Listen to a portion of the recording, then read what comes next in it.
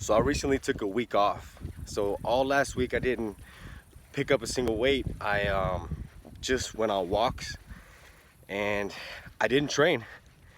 The reason why is because I had an injury on my back, my mid back, doing something so simple.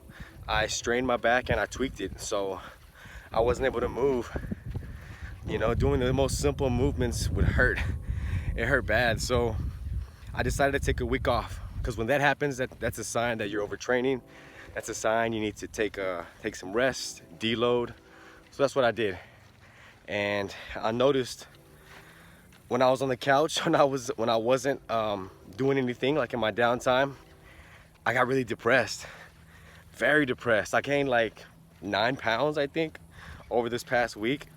I know it's horrible, but for me, what that tells me is that just by stopping and losing momentum, already my negative emotions, all this negativity started flooding my mind, and it put me in a depressed state. And whenever you're depressed, you start to sink, and you just sink lower and lower and lower. So this past week has been horrible. But you know what? Today, I decided to come back. I'm gonna come back Monday and hit it hard.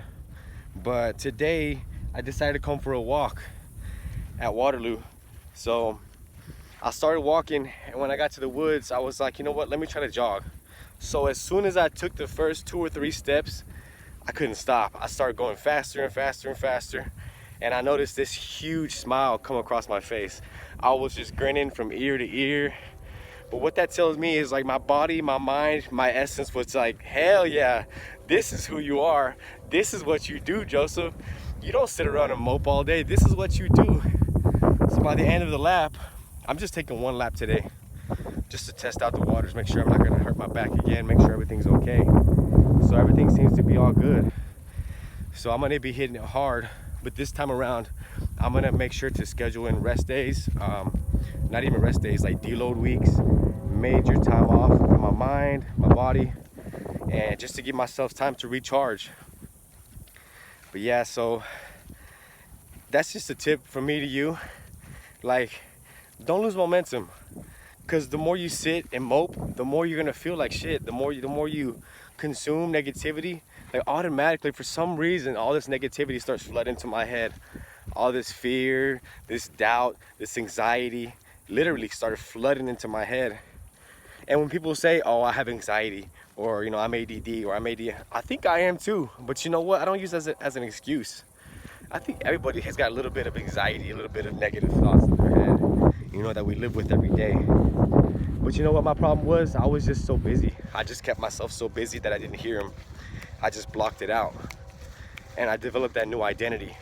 I developed the identity of a badass, the identity of somebody that gets up, does what he said he's gonna do, does what he plans to do, and lives a healthy lifestyle.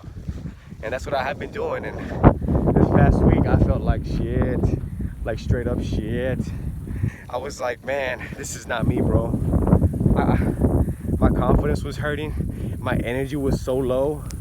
The food I was eating was shitty food. I mean, I tried to stick to my diet, and for the most part I did. I kept the same breakfast and lunch, but by the time dinner rolled around, I was like, you know what, you know, I can go out to eat a little bit. I'll eat some ice cream here and there.